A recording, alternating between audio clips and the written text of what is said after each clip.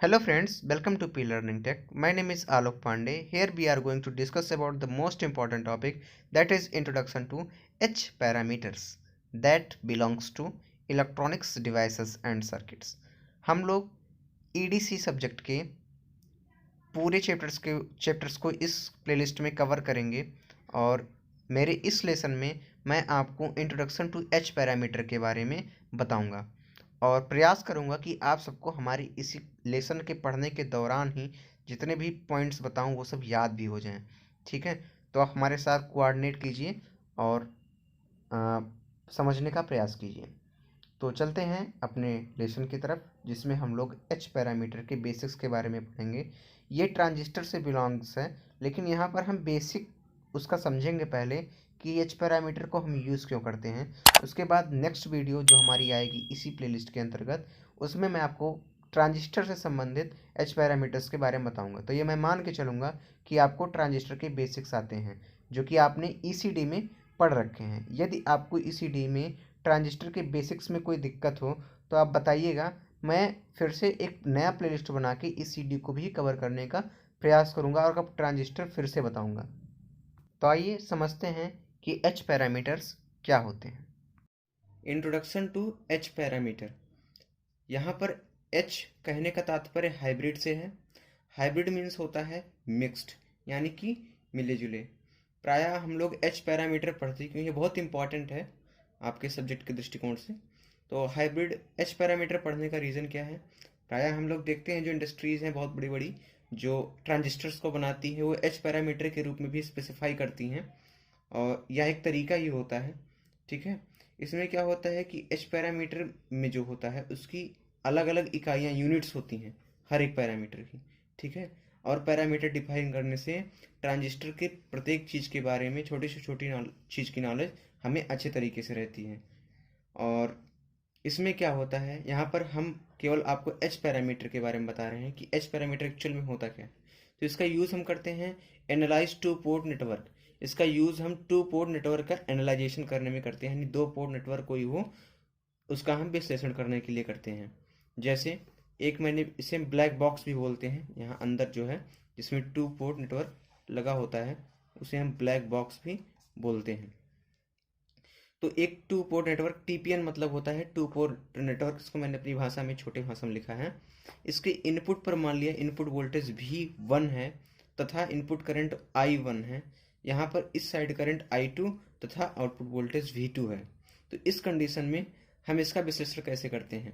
तो जो input voltage V1 है, आप प्रायः जानते हैं V बराबर I इंटू आर होता है। ओम का नियम आपने बहुत पुराने समय से पढ़ा हुआ है। तो V1 is equal to I R होना चाहिए। ठीक है, तो V1 इज इक्वल टू आई है, आर की जगह पर H11 है। अब मैं आगे आप समझेंगे धीरे धीरे कि ऐसा क्यों है, लेकिन यहाँ पर H11 ये पैरामीटर्स हैं हाइब्रिड को दर्शाने के।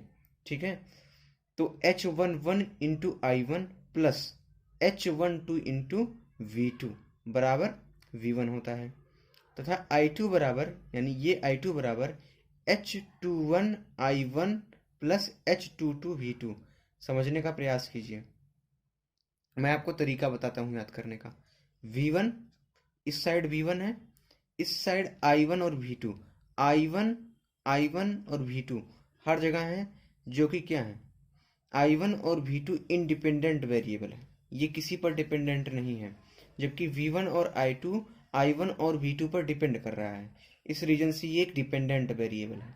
और V1 बराबर यानी इनपुट वोल्टेज बराबर H11 I1 plus H12 V2 होता है, H12 V2।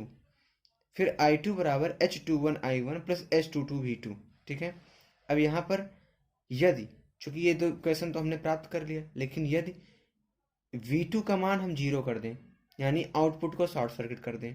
ठीक है, आउटपुट शॉर्ट सर्किट करने से तात्पर्य है आउटपुट को जोड़ दें, तो V2 बराबर जीरो। आप जानते हैं शॉर्ट सर्किट के कंडीशन में क्या होता है, I अनंत हो जाता है और V जीरो हो जाता है। अनंत नहीं होता प्रैक्टिकली, लेकिन हम मानते हैं I कुछ हो जाता है, लेकिन वोल्टेज जीरो हो जाता है। तो HI का रीजन समझाऊंगा अभी लिखने का। H11 जो कि हमने हाइब्रिड पैरामीटर्स माने हैं, यहाँ पर H11 H12 H21 और H22, ये चारों पैरामीटर्स हैं। क्या हैं?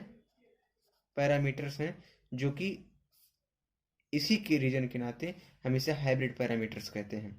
ठीक है, तो यहाँ पर V2 बराबर अगर 0 हो तो H11 बराबर क्या होगा? अब मैं आपको समझाने का प्रयास यहाँ से कर रहा हूँ, इस इक्वेशन से ध्यान से देखिएगा। V11 बराबर H11 I1 plus H12 V2। अब V2 का मान जब 0 हो गया तो V1 बराबर H11 I1 plus H12 into 0। अब ये टोटल 0 हो जाएगा, तो V11 बराबर H11 इंटू I1। तो यहाँ से H11 बराबर V1 अपान I1 नीचे पहुँच जाएगा। I1 कब हुआ? कब हुआ? जब V2 का मान 0 था। जब V2 का मान 0 था, ये दर्शाता है कि किसके सापेक्ष, यानी V2 बराबर 0 के सापेक्ष H11 का मान V1 अपान I1 हुआ। सेम चीज यहाँ पर लिखा हुआ है, H11 बराबर V1 अपान I1। और आप जानते हैं V1 अपान I1 बराबर क्या होता है? इम्पीडेंस होता है। क्या होता है? इम्पीडेंस होता है। इस नाते इस पैरामीटर को मैंने HI लिख रखा है यहाँ पर। HI, यहाँ I से मतलब है इनपुट इम्पीडेंस। ठीक है, इनपुट क्यों? क्योंकि V1 भी इनपुट पर है और I1 भी इनपुट पर है, और इन दोनों का अनुपात इनपुट का इम्पीडेंस बताएगा। तो आई गेस आपको ये पूरा H11 का वैल्यू कैसे आया समझ में आ गया होगा। ऐसे ही H21 का मान निकालना पड़ेगा। प्रत्येक हाइब्रिड पैरामीटर का मान हमें निकालना होगा, चाहे वो H11 हो, H12 हो, H21 हो, S22 हो। तो H21 F लिखने का भी रीजन भी बता दूंगा, सेम ऐसे जैसे मैंने पिछला बताया वैसे ही है। S21 equal to I2 upon I1 कैसे आया? अभी मैंने आपको एक क्वेश्चन बताया था, अब याद कर लीजिए, मैं याद करवा रहा हूँ आपको। V1 इनपुट किया, पहला पैरामीटर 1 होगा। आपको पता है अगर V1 है तो H11 होगा, पहले कंडीशन में 1 फिर I1 plus H12 V2। V2 क्यों? हमने V1 यूज किया तो अब की बार V2 लिखेंगे। और यहाँ पर 1 है इसलिए I1 है। अब I2 लेंगे। ठीक है, अब V2 नहीं लेंगे, गलती मत करना, अब I2 लेना। और जो यहाँ पर I1 V2 लिखा है इसे चेंज मत करना, बस पैरामीटर चेंज करना। H21 I1 plus H22 V2, यही था ना?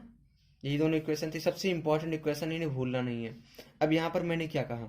यहाँ पर मैंने कहा कि V2 बराबर 0 रख दें तब। तो V2 बराबर 0 रखिए, और निकालना किसका मान है? H21 का मान निकालना है, तो यहाँ पर रखिए V2 बराबर 0। तो I2 बराबर H21 I1। अब यहाँ पर ये 0 रखूंगा तो ये टोटल 0 हो जाएगा, प्लस 0। तो यहाँ से H21 का मान क्या हो जाएगा? H21 का मान I2 बटे I1 हो जाएगा। कब? जब V2 का मान 0 है। अब बताइए H21 बराबर I2 बटे I1। आपने ECD में पढ़ा होगा पिछले सेमेस्टर में कि I2 बटे I1 यानी आउटपुट करंट बटे इनपुट करंट क्या होता है? गेन होता है। कौन सा गेन होता है? करंट गेन होता है। ठीक है, यहाँ पर इसे हम फॉरवर्ड करंट गेन बोलते हैं। F से फॉरवर्ड होता है, इसलिए हम इस पैरामीटर का नाम HF देते हैं। आई गेस आपको ये समझ में आ गया होगा। फिर दूसरा है, यदि I1 बराबर 0 हो, यानी इनपुट पर ओपन सर्किट हो। क्या हो? इनपुट ओपन सर्किट हो, तो I1 का मान 0 रहेगा। ठीक है, तो I1 का मान जब 0 लेंगे तो अब यहाँ पर हमें H12 का मान निकालना है। ठीक है, तो H12 का मान, अब HR का भी मतलब समझाऊंगा। तो H12 बराबर, देखो I1 का मान 0 रख दो यहाँ पे, तो V1 बराबर H11 I1 ये टोटल 0 हो जाएगा, और यहाँ पर H12 V2 बचेगा। तब यहाँ से H12 बराबर V1 अपान V2। तो आपको आई गेस ये तो समझ में आ गया होगा कि H12 का वैल्यू यहाँ पर V1 बटे V2 कैसे आया, जब I2 का मान 0 है। इसे हम रिवर्स वोल्टेज गेन बोलते हैं, क्योंकि ये V1 बटे V2 है। आपने ECD में पढ़ा होगा कि V2 अपान V1 को फॉरवर्ड वोल्टेज गेन कहते हैं। जस्ट इसका अगर उल्टा हो जाए तो रिवर्स वोल्टेज गेन बोलने लगते हैं, यही अंतर है। तो यहाँ पर R से रिवर्स होता है, इसलिए मैंने इस पैरामीटर का नाम HR दे दिया है। अब H22 ज्ञात करते हैं। भाई आखिरी पैरामीटर बचता है, इसको भी हमें ज्ञात करना है। तो H22 बराबर, जब I1 का मान 0 रहेगा तभी ये 0 होगा, तभी हम यहाँ से मान निकाल सकते हैं। तो H22 बराबर I1 का मान 0, तो I2 बटे V2 हो जाएगा। तो क्या आएगा, H22 बराबर I2/V2। I2/V2 क्या है, आप जानते हैं V बराबर IR होता है, ठीक है, और R बराबर V/I होता है। यहाँ पर R हमारा इम्पीडेंस या रेजिस्टेंस होता है, लेकिन अगर हम इसी R का उल्टा कर दें तो हमारा क्या हो जाता है, एडमिटेंस हो जाता है। आई होप आप समझ गए होंगे, एडमिटेंस आपको याद आ गया होगा। तो आपको सारे यहाँ पर जो पैरामीटर्स थे वो सब समझ में आ गए, जिसमें H11, H12, H21, H22 यही 4 पैरामीटर थे, ठीक है। अब यहाँ पर एडमिटेंस है, ठीक है, तो ये आउटपुट का एडमिटेंस है, बिकॉज यहाँ पर I2/V2 है और I2 और V2 हमें आउटपुट पर मिला था। आपने सर्किट देख लेना चाहिए आपको फिर से कि आउटपुट पर I2/V2 हमने माना था, तो इसलिए ये आउटपुट का एडमिटेंस है, ठीक है। और एडमिटेंस क्या होता है, प्रतिरोध या इम्पीडेंस या प्रतिबाधा का उल्टा होता है, ठीक है। अब आप ये हमसे सोच रहे होंगे माइंड में कि हमने क्यों V2 बराबर 0 और I2 बराबर ही 0 माना था। तो इसका रीज़न ये है कि जो V2 और I2 को जो हमने I1 को 0 माना है, यहाँ पर I1 होगा। जो V2 और I1 को 0 मानने का मतलब है क्योंकि ये दोनों इंडिपेंडेंट वेरिएबल थे और V1 और I2 डिपेंडेंट वेरिएबल है। ये I1 और V2 पर डिपेंड करते हैं, इसलिए हमें प्रत्येक पैरामीटर का मान निकालने के लिए उसके आसपास के अवयवों को शून्य दिखाना पड़ता है ताकि हम उस पैरामीटर का मान निकाल सकें। और यही इसकी जो है रीज़न है, इसके पीछे यही टेक्निक है। तो यहाँ पर हम I1 और V2 को 1 by 1 करके 0 मानते हैं और प्रत्येक पैरामीटर की वैल्यू निकालते हैं। अभी तक आपने विभिन्न पैरामीटर्स के बारे में जाना, उनके फार्मूले, जिसमें आपको पहला फार्मूला जो पता था तो मैंने आपको बताया V1 और I2 बराबर। तो V1 बराबर क्या था, H11 I1। देखो मैंने कहा था H1 है तो H1 लिखा यहाँ भी, लेकिन पहले 1 आया तो 1 यहाँ लिखा, ये दोबारा आया तो I2 लिखा। अब यहाँ पे V2, H2 है तो H21 I1 और H22 V2। ये तो आपने इक्वेशन पढ़ लिए। अब यहाँ पर H11, H12, H21, H22 ये तो एक सिंपल 2 पोर्ट नेटवर्क के पैरामीटर्स हैं। लेकिन अगर कोई एम्पलीफायर की बात कीजिए, एम्पलीफायर क्या, एम्पलीफायर ट्रांजिस्टर से बनते हैं। जैसे आपने ECD में पढ़ा होगा कॉमन एमीटर एम्पलीफायर, मैंने शॉर्टकट में लिखा है CE मतलब common ammeter, CB means common base, CC means common collector. तो यहाँ पर कॉमन एमीटर में E आता है, ठीक है। और यहाँ पे मैंने आपको बताया था कि चारों पैरामीटर H11 को मैंने HI कहा था, आपको याद होगा। फिर H12 को मैंने HF कहा था, ठीक।